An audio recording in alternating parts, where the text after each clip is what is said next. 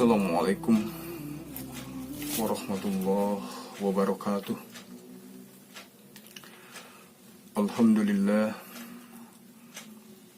Alhamdulillahi nahmaduhu wa nasta'inuhu wa nastaghfiruh wa na'udzu billahi min syururi anfusina wa min sayyiati a'malina. May yahdihillahu fala mudhillalah wa may yudlilhu fala hadiyalah. Asyhadu an la ilaha illallah wahdahu la syarikalah wa asyhadu anna Muhammadan abduhu wa rasuluh la nabiyya ba'dah.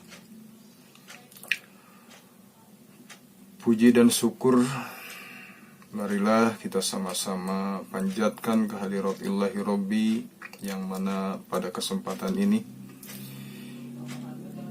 kita semua masih diberikan kesempatan, masih diberikan kesehatan, masih diberikan umur oleh Allah Subhanahu wa Ta'ala.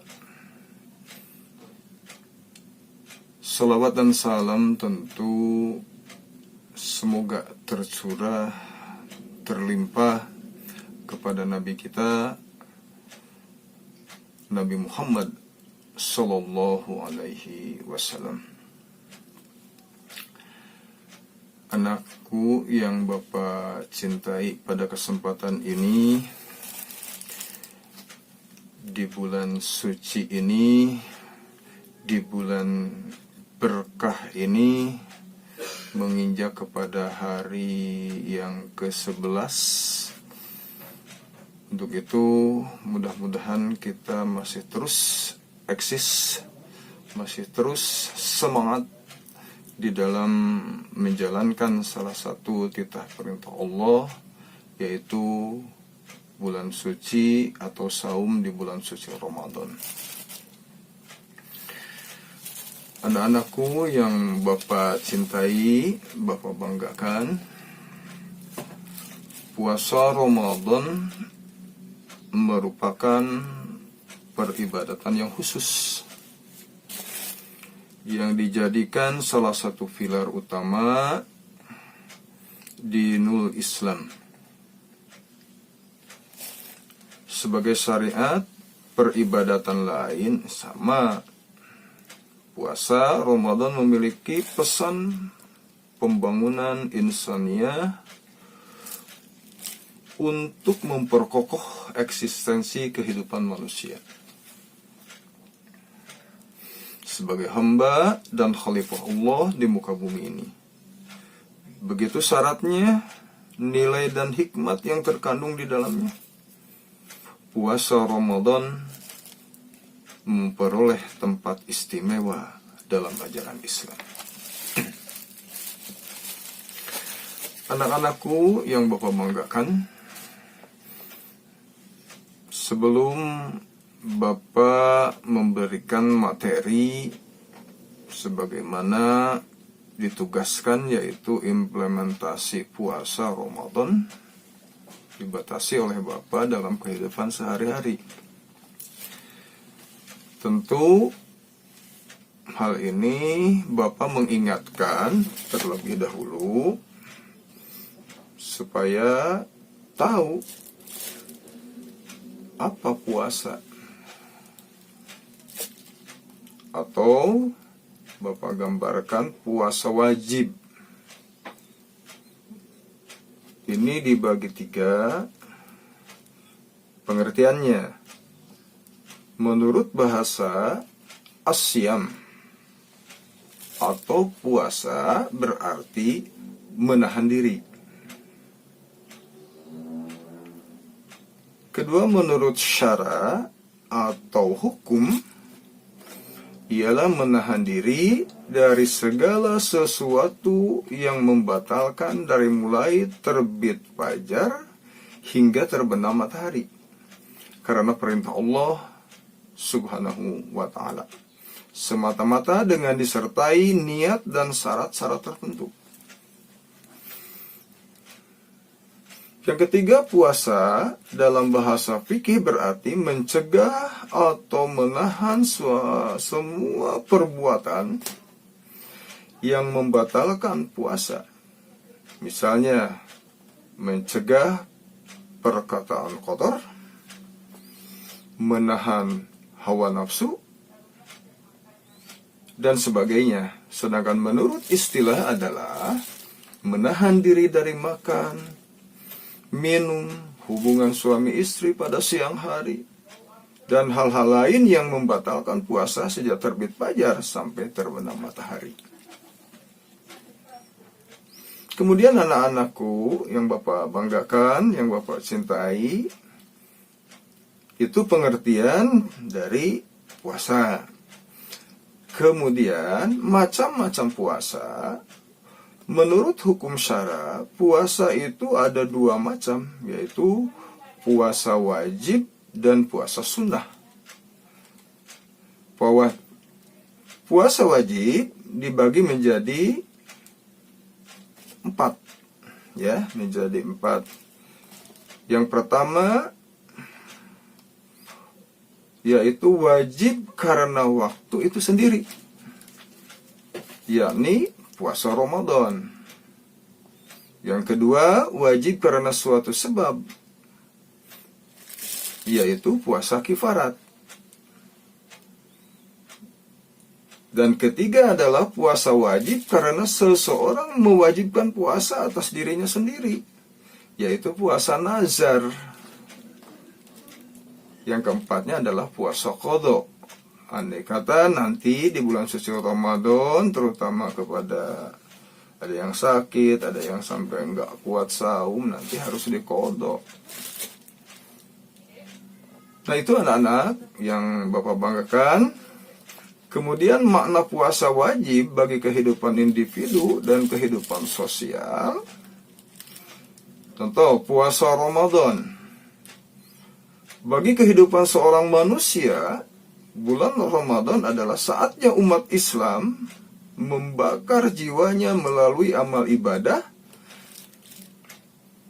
dan rangkaian tausiah serta mau'izah hasanah. Pada bulan Ramadan pula terbuka bagi setiap muslim untuk menghanguskan segala dosa yang telah dikerjakan selama ini, dengan cara memperbanyak istighfar, memohon ampun kepada Allah Subhanahu wa Ta'ala, dan bertobat kepadanya dengan menyesali dosa-dosa serta bertekad untuk tidak mengulangi kembali. Yang kedua, sementara maknanya dalam kehidupan sosial, puasa Ramadan diwajibkan Allah kepada semua orang Islam, yang kaya, yang miskin, tua, muda, laki-laki, perempuan,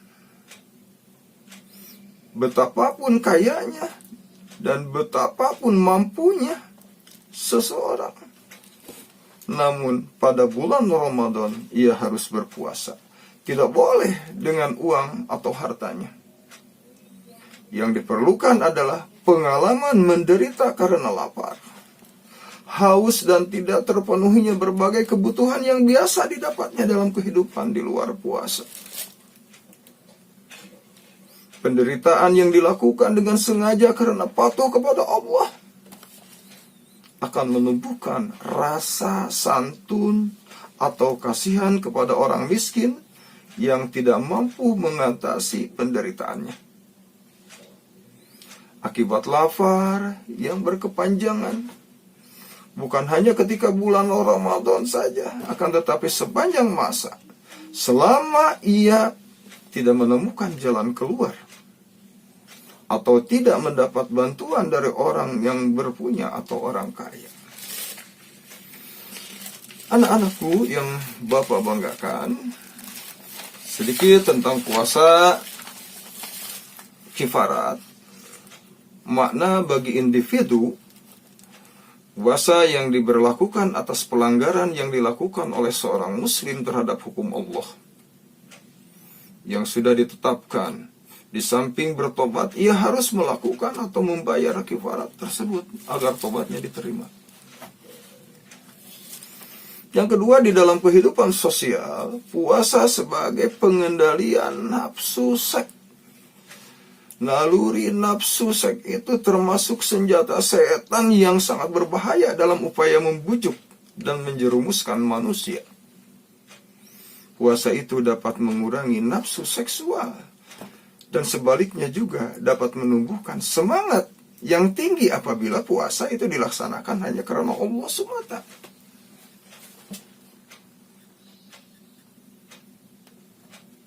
Sekarang puasa nazar, semisal seseorang yang sembuh terhadap penyakitnya dan pada saat orang tersebut sakit berkata, bernazar, jika ia sembuh, ia akan berpuasa. Puasa dan rasa syukur puasa dapat menumbuhkan sikap syukur kepada Allah atas sebagai limpahan rahmatnya. Yang kedua, selain itu, puasa ini meningkatkan kesabaran manusia. Puasa mendidik kemauan manusia, mengendalikan hawa nafsu, membiasakan bersikap sabar, dan dapat membangkitkan semangat baru bagi kehidupan manusia. Puasa mendidik manusia untuk sabar dalam ketaatan dalam menghadapi masalah. Kemudian selanjutnya puasa qadha. Melaksanakan puasa qadha bagi seorang muslim memiliki makna menjadikan seorang muslim yang bertanggung jawab atas kewajibannya. Sementara itu, dalam proses melaksanakan puasa qadha, kita dituntut untuk mengendalikan diri dengan baik, bersikap lebih sabar, dan penuh kesabaran. Dari sisi kehidupan sosial, kita diminta untuk saling menghargai sesama, dapat memberikan contoh kepada yang lain atau kepada yang lebih muda tentang kewajiban melaksanakan puasa qadha.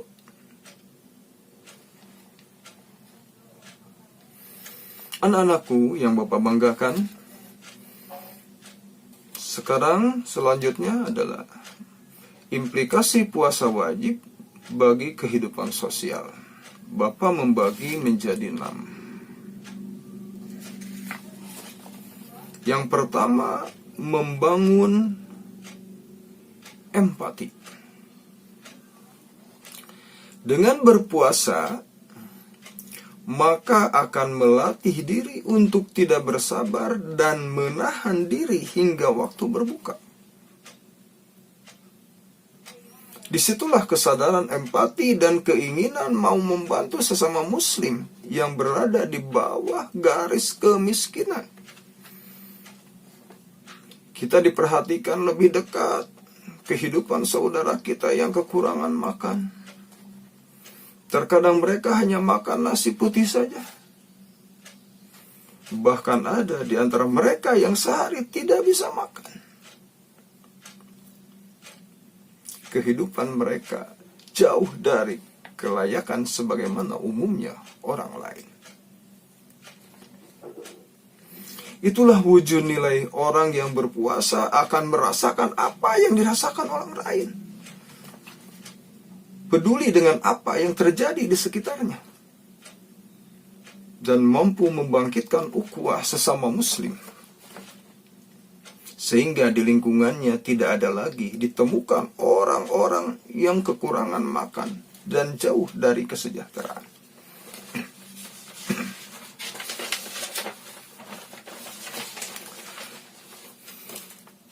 Yang kedua, mewujudkan kepedulian sosial. Bentuk kepedulian di sini adalah memunculkan sikap dermawan kepada fakir miskin dengan cara memberikan santunan secara ekonomi. Yang ketiga, mengikis kesenjangan sosial. Dengan berpuasa seseorang akan berlomba-lomba untuk beramal kebaikan seperti zakat, infak, sedekah. Dengan memperbanyak zakat, infak, dan sedekah, maka akan terjauh dari sifat saling curiga dengan tetangga. Persaingan materi, memperkaya diri dengan membeli barang mewah, dan lain sebagainya. Maka melalui zakat, melalui infak dan sedekah, dapat membersihkan diri dari kekikiran dan cinta yang berlebihan terhadap harta benda. Yang keempat, menghindari kebobrokan moral. Puasa juga merupakan sarana untuk mengendalikan syahwat sebagaimana disebutkan dalam hadis Ibnu Mas'ud radhiyallahu anha, bahwa Nabi Muhammad sallallahu alaihi wasallam bersabda, "Wahai sekalian pemuda, barang siapa di antara kalian telah mampu, maka hendaklah dia menikah. Karena dengan menikah akan lebih menundukkan pandangan dan lebih menjaga kemaluan. Maka bagi siapa yang belum bisa, hendaklah dia berpuasa, karena akan lebih dapat mengendalikan." Hadis riwayat Bukhari Muslim. Ya masyarus sawab, man istata'a minkumul ba'at falyatazawwaj fa innahu aghadul lil basar wa ahsanu lil farzi wa man lam yastati fa alaihi bil saum fa alaihi bis saum. Itu hadis atau sabda Rasulullah Muhammad sallallahu alaihi wasallam. Yang kelima adalah membangun hubungan harmonis dengan sesama. Apabila seseorang berpuasa, maka tidak diperkenankan dia untuk melakukan perbuatan yang membuat gaduh suasana, mengumbar perkataan yang kotor, teriak-teriak, berdusta, gibah, mencari-cari aib saudara kita sendiri. Jika dia melakukan perbuatan seperti disebut tadi, maka sia-sialah puasa yang dia lakukan. Begitulah hikmah yang luar biasa didapatkan dari orang yang berpuasa, bahwa dengan kemampuan pengendalian terhadap mulut, maka akan terjadilah suasana kehidupan yang sejuk, kehidupan yang tenang, kehidupan yang nyaman dan menyenangkan. Dan sebaliknya, ketidakmampuan mengendalikan mulut, akan terjadilah bencana, kerusakan hubungan sosial seperti sebuah slogan yang berbunyi, mulutmu harimau.